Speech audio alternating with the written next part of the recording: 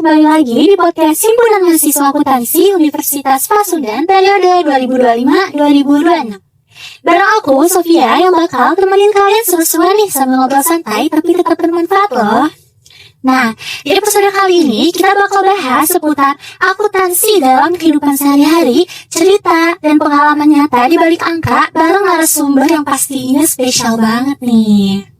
Nah, aku ditemani langsung oleh Bapak Dr. Ridwan Simon, SPD MPD MAK dari Fakultas Ekonomi dan Bisnis Universitas Pasundan. Di Bandung. Oke, langsung aja kita sapa ya teman-teman narasumber kita hari ini. Halo Bapak Ridwan. Halo, siapa tadi namanya? Sofia. Halo Sofia. Apa kabar Sofia? Alhamdulillah baik. Oke. Saya lebih baik lagi. Iya, Alhamdulillah. Boleh dong Pak perkenalan singkat dulu nih biar teman-teman pendengar ini bisa lebih kenal sama Bapak. Baik, terima kasih Sofia. Saya Ridwan. Kebetulan saat ini sedang diamanahi oleh Tuhan untuk hidup dan juga untuk menjadi staf pengajar di Fakultas Ekonomi dan Bisnis Universitas Pasundan dan juga di Pasca Sarjana Universitas Pasundan. Itu ya? Iya. Oke, cukup ya teman-teman perkenalan dari Bapak Ridwan. Oke, selanjutnya kita bakal ngobrol-ngobrol santai aja nih soal pengalaman dan pandangan Bapak selama jadi dosen di Unpas dan bagaimana akuntansi ini ternyata dekat dengan kehidupan. Oke. Kita mulai ke topiknya ya Pak ya? Silakan. Oke. Nah Pak, menurut Bapak nih, prinsip dasar akuntansi seperti keseimbangan dan kejujuran ini bisa diterapkan nggak sih dalam pengelolaan keuangan pribadi? Misalnya buat mahasiswa sekarang, kan kalau bisa apa dampaknya ke kebiasaan hidup sehari-hari? Oke, seperti dijelaskan oleh Teh Sofia sendiri tadi ya, bahwa konsep daripada akuntansi itu adalah pertama keseimbangan, kemudian kejujuran, kemudian apalagi akuntabilitas gitu ya, kemudian pertanggungjawaban, representation-nya, ya begitulah akuntansi begitu ya. Kemudian kalau kita lihat dalam kehidupan kita sehari-hari, sebenarnya akuntansi itu sangat relate sama kehidupan kita. Kenapa? Karena kita itu sebagai manusia yang hidup di dunia dengan perekonomian, dengan kebutuhan, dengan hak dan kewajiban untuk terkait keuangan dan lain sebagainya, itu ada sebenarnya yang harus dilakukan oleh kita, misalnya membuat budgeting. Iya betul. Kenapa budgeting harus dibuat? Karena kita, atau saya yakin sekian puluh % itu kita itu memiliki keterbatasan keuangan. Makanya keuangan itu harus dimanage. Salah satunya adalah dengan cara melakukan pencatatan. Jadi biar tahu gitu keuangan. Kita buat anggaran dari gaji kita yang sekian, pos-posnya apa saja, kemudian harus harus konsisten dengan apa yang kita tulis. Jadi apa yang kita tulis harus kita lakukan. Apa yang kita lakukan harus kita tulis. Untuk apa? Pertama, kita memanage keuangan itu untuk menghindari yang namanya konsumtif. Ya, konsumtif dilawan jadi dengan reflektif, kan seperti itu ya. Sehingga kita bisa memenuhi seluruh kebutuhan kita, terutama kebutuhan primer ya, kemudian kebutuhan sekunder yang memang mendesak, dan menyimpan terlebih dahulu kebutuhan-kebutuhan yang sifatnya tersier gitu kan. Kemudian merubah impulsif menjadi terencana. Ya, yang tadinya nggak terkendali gitu kan, berantakan. Sekarang bayangkan gaji 6 juta misalnya. Kalau kita tidak punya pencatatan, penganggaran dan lain sebagainya, kita tidak menyiapkan pos-posnya dengan baik, bayangkan 6 juta cepat sehari juga uang bisa habis. Suka tiba-tiba hilang gitu. Nah, seperti itu. Cepat datang, cepat pergi kan gitu ya. Betul kan? Kemudian kalau kita tadi untuk meminimalisir cepat datang dan cepat pulang, maka kita harus berpikir bagaimana untuk keberlanjutan, ya kan? Dan keberlanjutan harus bisa selesai, harus bisa memenuhi semua kebutuhan dalam satu bulan, kan gitu ya. Nah, Artinya bagi mahasiswa sendiri, disiplin adalah pendidikannya. Jadi mengatur uang itu harus disiplin, jangan mentang-mentang orang dapat minta ini dari orang tua, minta sekian dikasih, bahkan dikasih lebih, habis dalam waktu sekejap. Itu kan itu kurang baik. Jadi pendidikannya adalah pertama kejujuran, yang kedua konsistensi, yang ketiga jangan lupa bahwa kita hidup itu harus memikirkan hari ini, besok, dan yang akan datang. Gitu. Kalau menurut saya seperti itu sih ya. Jadi pencatatan itu sangat penting ya. Sangat penting, meskipun fenomena di Jawa Barat lah ya. Ini beberapa pengalaman kita dosen-dosen melakukan PKM di beberapa kabupaten kota di Jawa Barat. Para petani yang kaya raya di daerah itu ternyata tidak memiliki pencatatan akuntansi modern. Mereka hanya menulisnya di kertas rokok, disimpan di dinding rumahnya, ataupun uang yang disimpan di balik bantal dengan pengeluaran dan pemasukan yang tidak terkendali. Tetapi anehnya mereka kaya. Karena apa? Karena tanahnya luas, ya kan? Kemudian sawahnya luas. Ketika dia panen juga uangnya banyak, tidak terorganisir dengan baik, tapi bisa kaya seperti itu. Kenapa? Mungkin selain dia disiplin, pelit mungkin ya, mengeluarkan uang tanpa pencatatan gitu ya, tapi dia cara berpikirnya kuat, dia mengingatnya kuat. Jadi akuntansi mengingat yang ada sekarang itu, kalau lihat di lapangan seperti itu. Dan ini jelas bagi anak-anaknya atau keturunan-keturunannya akan melakukan hal yang sama. Apa-apa orang ya benghar, pakai akuntansi kan seperti itu. Nah inilah fungsinya kita sebagai akademisi untuk memberikan pencerahan terhadap masyarakat termasuk mahasiswa bagaimana mengelola uang dengan baik. Gitu. Oke. Pertanyaan selanjutnya nih Pak, menurut Bapak seberapa penting sih perencanaan keuangan untuk membentuk hidup yang lebih tertata dan bermakna? Mungkin bisa Bapak kasih contohnya penerapan progresnya dalam kehidupan keluarga Bapak atau masyarakat sekitar Bapak gitu. Oke, tadi pertanyaan lebih ke apa?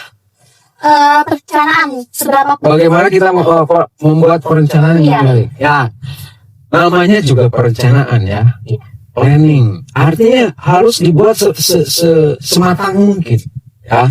Jangankan berbicara tentang keuangan, tentang kita melakukan aktivitas sehari-hari saja. Bangun tidur, kalau tanpa direncanakan pasti bangun tidur tuh buka HP. Iya betul. Scroll TikTok, ya scroll medsos. Jangan aku yang tua begitu ya. Kemudian melihat media sosial, melihat status orang lain. Kenapa? Karena ketika dia mau tidur tidak membuat perencanaan. Tapi kalau ketika mau tidur membaca doa dan berencana besok itu harus bangun pagi, mandi, sholat subuh, berdoa, kemudian olahraga sebentar, sarapan, bersih-bersih, berangkat kerja. Kan itu bagian dari perencanaan. Nah, begitu juga terkait dengan perencanaan keuangan ya. Jadi ingat, kita membuat perencanaan keuangan itu kenapa? Kalau uangnya banyak, tadi saya bilang kalau uangnya banyak gak usah pakai perencanaan, amburin aja gitu loh. Kalau duitnya dapatnya gitu, oke lah, ya amburin. Tapi kalau duitnya hasil keringat kita, hasil bekerja, kemudian jumlahnya terbatas, maka tujuan hidup kita harus dicatatkan. Tujuan perjalanan selama 1 bulan ke depan sampai gajian ke depan harus kita membuat perencanaan dengan baik. Harus menempatkan keuangan-keuangan tertentu dengan baik. Misalnya untuk listrik sekian, untuk kuota sekian, untuk internet sekian, untuk bayar air sekian, untuk keperluan makan minum dan lain sebagainya itu sekian. Harus sudah jelas posnya. Sebab karena kejelasan pos-pos tadi adalah kalau kita konsisten dan kita disiplin dengan dengan perencanaan tadi, kita tidak akan kekurangan. Jadi tidak akan ada lagi bank emo, tidak akan ada lagi pinjol yang berlebihan kayak gitu. Karena keuangannya terencana gitu. Tapi satu hal harus diyakini, kalau kita sudah membuat perencanaan dengan baik, kita membuat perencanaan dengan matang, semua yang ada di rumah, semua anggota keluarga, ayah, ibu, anak-anak, dan semua yang ada di rumah harus satu satu tujuan yang sama, satu pegangan yang sama. Tidak boleh yang satu tiba-tiba ada kebutuhan pengen beli handphone baru, atau satunya pengen beli motor baru dan lain sebagainya. Itu kalau tidak ada di perencanaan berbahaya itu bagi keuangan kita. Lagi-lagi Bang Emo dan pinjol akan merajalela, gitu kan. Kemudian kalau perencanaan itu jelas harus melihat sumber keuangan kita itu dari mana saja. Kalau cuma satu, maka perencanaannya harus detail dan harus bertanggung jawab secara jujur untuk disiplin mengikuti perencanaan yang sudah ada. Gitu. Kalau tidak, berantakan pasti, dijamin berantakan gitu. Jadi sangat penting ya Pak ya perencanaan itu. Sangat penting. Jangankan dalam keuangan, dalam kehidupan pun harus ada perencanaan. Iya. Gitu. Nah, kalau akuntansi kan biasanya dianggap kayak alat teknis buat ngitung uang doang ya Pak. Nah, menurut Bapak, bisa nggak akuntansi ini dipandang sebagai bentuk tanggung jawab moral? Apalagi budaya Sunda kan ini terkenal dengan kejujuran, terus kehati-hatiannya juga gitu. Ini di masyarakat memang akuntansi itu sering dipersepsikan sebagai hal-hal yang teknis ya. Iya. Yang kebarat-baratan gitu kan. Wah, ini kenapa sih harus diatur sedemikian rupa gitu kan. Nah, padahal sesungguhnya kalau kita sadari, kalau kita cermati, akuntansi itu adalah syarat dengan nilai. Tadi ada nilai kejujuran, ada nilai tanggung jawab, ya kan, ada nilai keseimbangan, disiplin dan lain sebagainya, gitu kan. Kalau dipegang teguh, secara moral, otomatis akan terajarkan kan? dari prinsip akuntansi tadi. Betul. Secara moral berdisiplin, secara moral bertanggung jawab, kan itu akan menghindarkan kita dari hal-hal yang amoral gitu kan, istilahnya seperti itu. Jadi saya tidak setuju jika akuntansi itu hanya merupakan hal teknis ya. Karena ketika seseorang ini memilih jujur gitu kan, memilih bertanggung jawab terhadap keuangan, kan hasilnya akan dinikmati oleh orang itu sendiri dan keluarga-keluarga yang tadi saya sebutkan tadi. Perencanaan harus disetujui dengan keluarga, didiskusikan bersama, tidak boleh ada yang melanggar. Kalau melanggar ada punishment-nya gitu. Harusnya seperti itu kan. Tapi realitasnya memang agak sulit sih ya. Kadang-kadang mohon maaf mungkin ada yang sakit dan lain sebagainya. Nah, harusnya sakit itu masuk daripada perencanaan keuangan.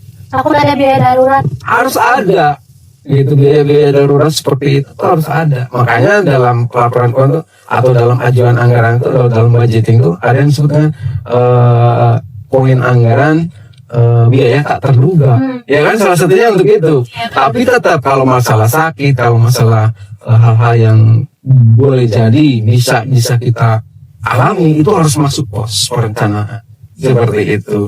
Jadi ada fixed cost-nya gitu loh. Biaya tetapnya itu harus ada, kemudian variabelnya juga tetap harus ada gitu. Seperti itu. Jadi perencanaan itu harus matang gitu ya. Kenapa? Tadi kembali lagi ke pertanyaan. Praktek moral dalam akuntansi itu jelas harus pasti ada. Jelas ada dari tadi kejujuran, keseimbangan, pertanggungjawaban, kan itu moralitas juga ujung-ujungnya seperti itu. Etika lah ya. Moralitas kan ujung-ujungnya etika ya, etika disiplin juga ada kan. Nah, pandangan Bapak nih, gimana penerapan nilai-nilai budaya Sunda bisa membantu membangun integritas dan keberlanjutan usaha kecil di masyarakat, misalnya usaha keluarga atau warung di kampung?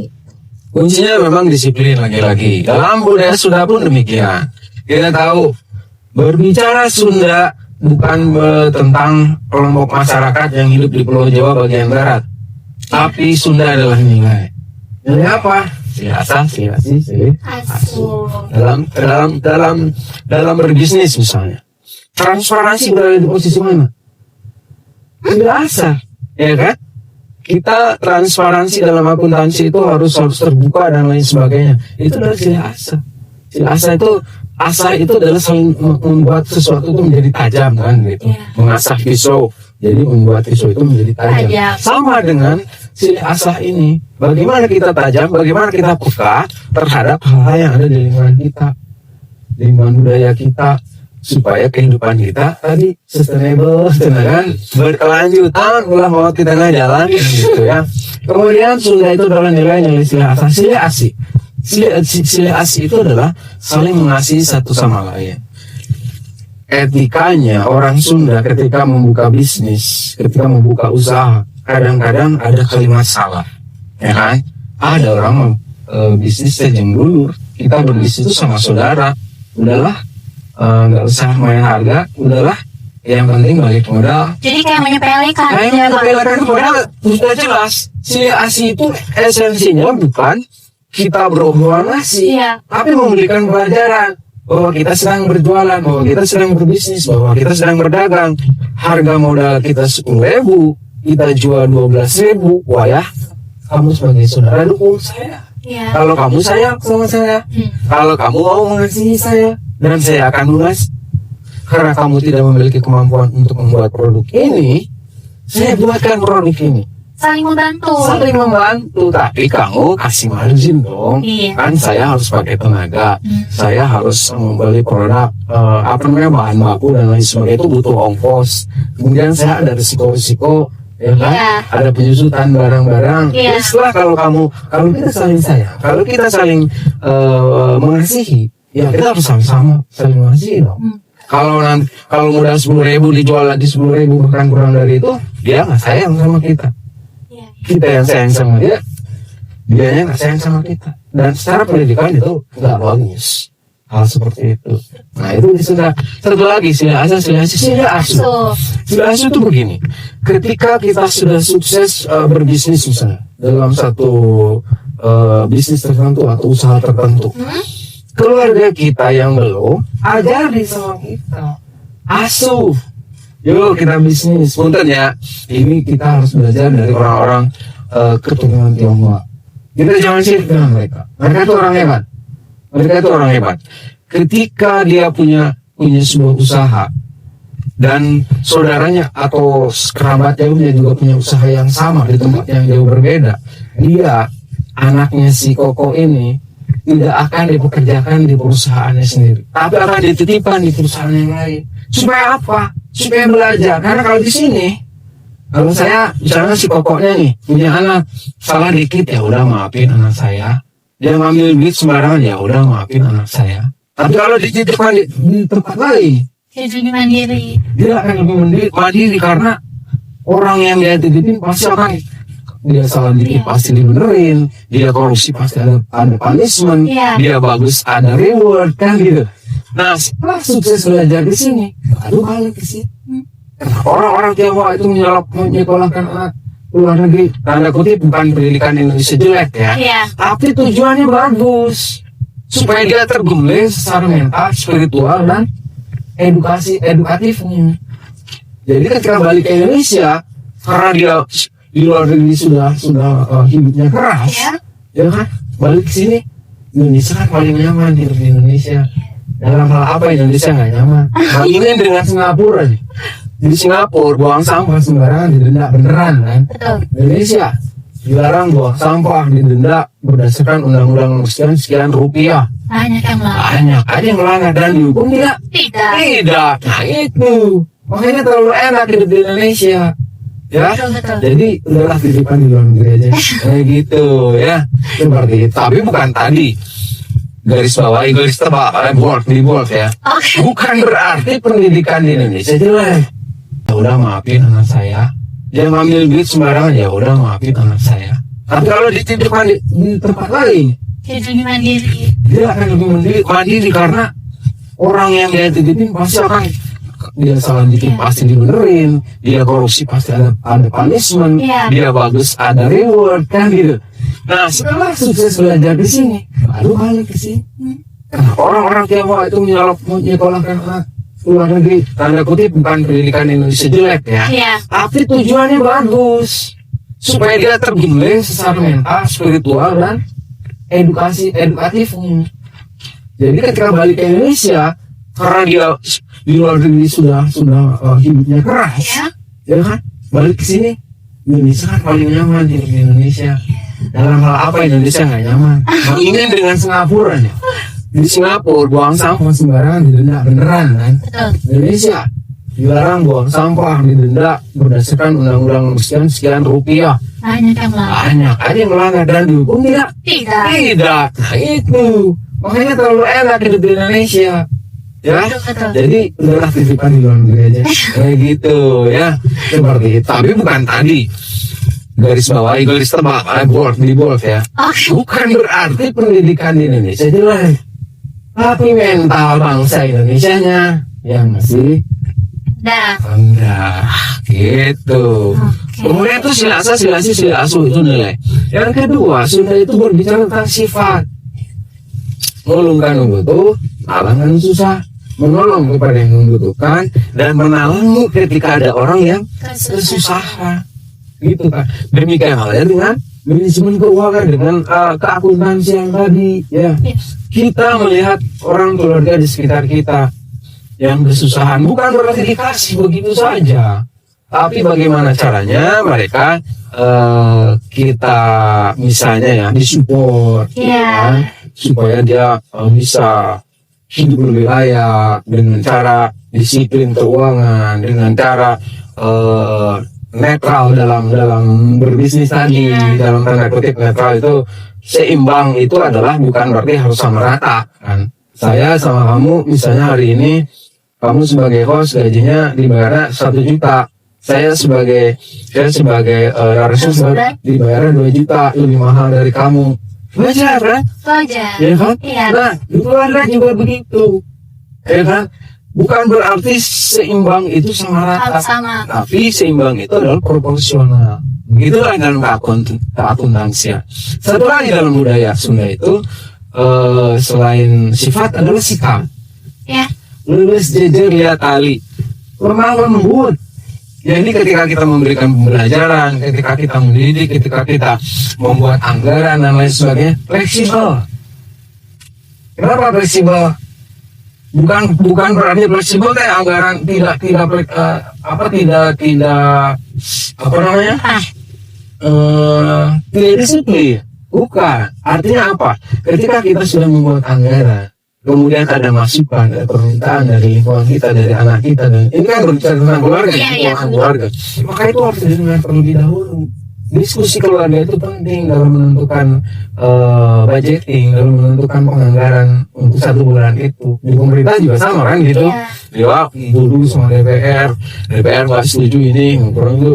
Setelah itu ambil satu voting dan setuju semua tanda tangan. Sama di keluarga juga begitu. Harus ada fleksibilitas, jangan otoriter, cek bapak nakil.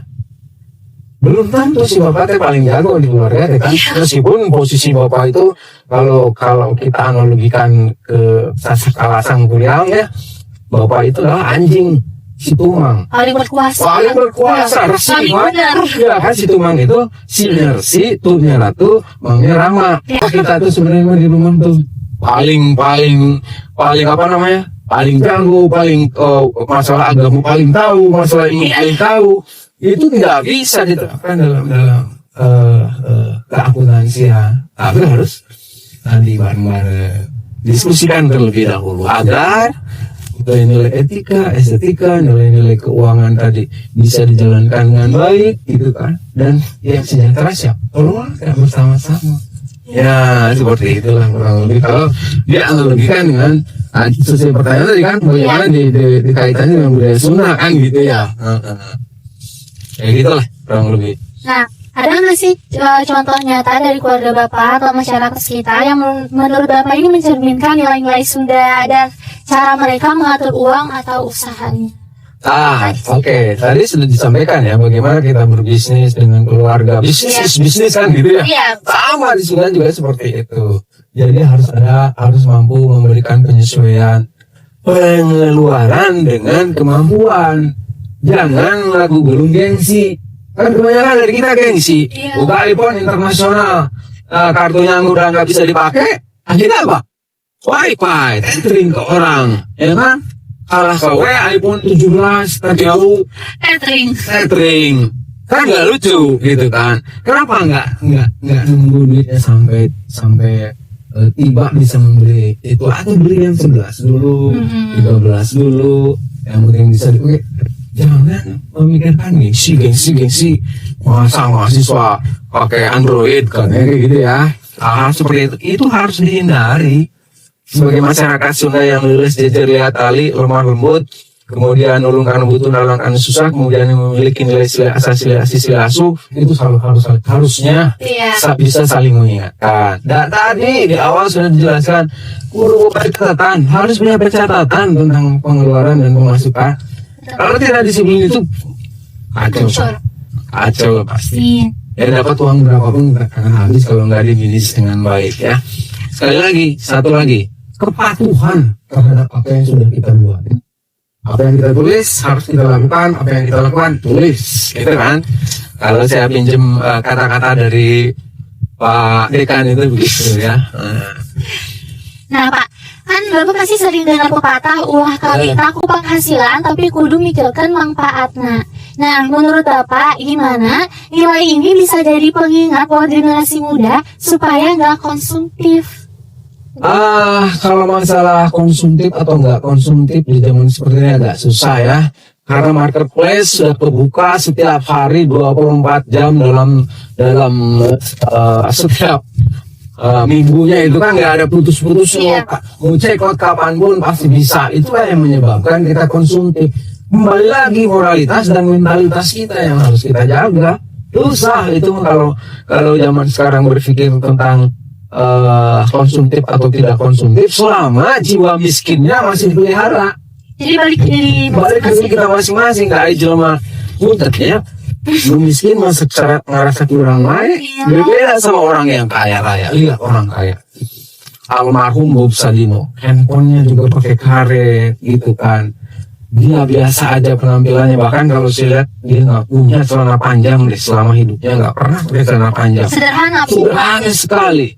Tapi uangnya segambar-gambar, bahkan sampai sekarang masih bisnis kan masih sustainable, masih berkelanjutan gitu kan. Jadi kembali tadi ada apa namanya pepatahnya, ulah kabita ku penghasilan. Iya. Tapi kudu mikir ke manfaatnya. Ini kenapa orang Jawa Barat dalam tanda kutip ya, daerah-daerah tertentu di Jawa Barat pergi ke luar negeri untuk bekerja hanya sebagai pembantu rumah tangga tanpa memiliki keterampilan khusus. Nah itu tadi mikirnya adalah penghasilan yang menggiurkan. Iya. Padahal secara ekonomi Mbak Sophia, gaji di Jepang misalnya Mbak Sophia 50 juta. Biaya hidupnya pertimbangkan. Tinggi juga nih. Nah iya, kemudian risiko-risiko cuaca, risiko-risiko kehidupan bermasyarakat di sana itu kan lebih tinggi. Kan saya bilang tadi, Indonesia itu paling enak. Nggak kerja aja bisa makan. Iya. Ya kan? Contoh kecil ya, punten ya, sekarang orang kan yang usung ronda ya. Di kampung saya dulu, kalau ada ronda, yang maling siapa? Ronda. Dihukum tidak? Tidak, kan dia yang ronda. Maling sampel lah, atau maling ayam yang saya alami dulu. Kalau jam 12 malam, itu juga ronda itu mulai operasi. Ayam siapa nih yang kita ambil di kampung? Kan dulu mah di kampung saya, ayam tuh tidurnya di bawah. Di pohon ada di pohon sawo kalau ayam itu juga dulunya di pohon kita makan bersama. Ada yang kehilangan? Ada. nggak dihukum. Paling nikmat coba di luar negeri. Jadi 50 juta tadi risikonya kan berat. Kalau mau balik ke Indonesia paling kontraknya minimal 3 tahun bisa. Apakah tidak risiko itu? Tidak bertemu dengan keluarga. Kebahagiaan itu bukan hanya materi, ya kan? Iya. Makanya jangan terlalu melihat nominal dalam hidup ini. Selain nominal itu lihat kiri kanan kita, kebahagiaan kita, mental spiritual kita bagaimana. Gitu. Kalau menurut saya sih ya. Karena apa? Kemajuan ekonomi secara global, secara agregat itu bukan perihal tentang berapa pendapatan seseorang, tapi bagaimana seseorang itu bisa menikmati pendapatannya dengan baik. Kalau menurut saya sih begitu. Ngapain banyak duit kalau nggak nikmat? Iya. Ya kan? Tuh, cuci nggak haram. Bener ya, banyak risiko di sana. Bosnya misalnya galak, ya kan? Kemudian boleh jadi nanti ada hal-hal yang tidak diinginkan.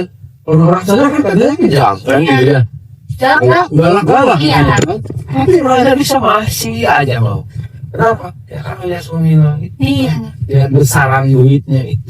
Padahal kalau dihitung secara ekonomi nggak juga sih kalau menurut saya, dibandingkan risiko yang harus dia hadapi gitu. Begitulah kurang ini. Nah, Pak, terakhir nih, Siap. kalau prinsip-prinsip akuntansi seperti keseimbangan tadi nih, ketelitian dan kejujuran diterapkan dalam hidup sehari-hari, menurut Bapak, apa bisa membantu seseorang hidup lebih teratur dan selaras dengan nilai budaya Sunda? Jelas. Tadi nilai budaya Sunda, nilai Sunda adalah nilai, Sunda adalah sifat, Sunda adalah sikap, ya kan? Ya. Dan satu hal, akuntansi ini kalau menurut saya adalah media untuk pembelajaran. Pembelajaran apa? Belajar karakter. Iya. Indonesia itu paling lemah dalam hal karakter. Membentuk karakter. Iya, membentuk karakter kan dari kejujuran, dari netralitas, dari keseimbangan itu kan otomatis karakter kita akan terbangun. Iya, Kalau kita jujur, kalau kita konsisten dengan sesuatu, ya kan, karakter kita akan kuat, ya kan. Kemudian yang kedua, sosial ekonomi terbangun dengan baik. Nah, orang Sunda teh selama ini teh sudah bisa harmoninya, atau harmoni itu kan berasal dari perbedaan, Iya. kan? Harmoninya justru akan menjadi sesuatu yang apa namanya, membangun mental orang Sunda, orang Jawa Barat itu menjadi bagus gitu. Dan yang tidak kalah penting adalah tadi sustainable hidup, keberlanjutan hidup. Karena di Arab, tapi di Arab dibunuh mana gimana gitu kan. Gak enak juga Ya, enak juga. Terus gini, banyak kasus ya. Ini mah cerita aja kan, cerita sampai ya. Banyak kasus yang terjadi.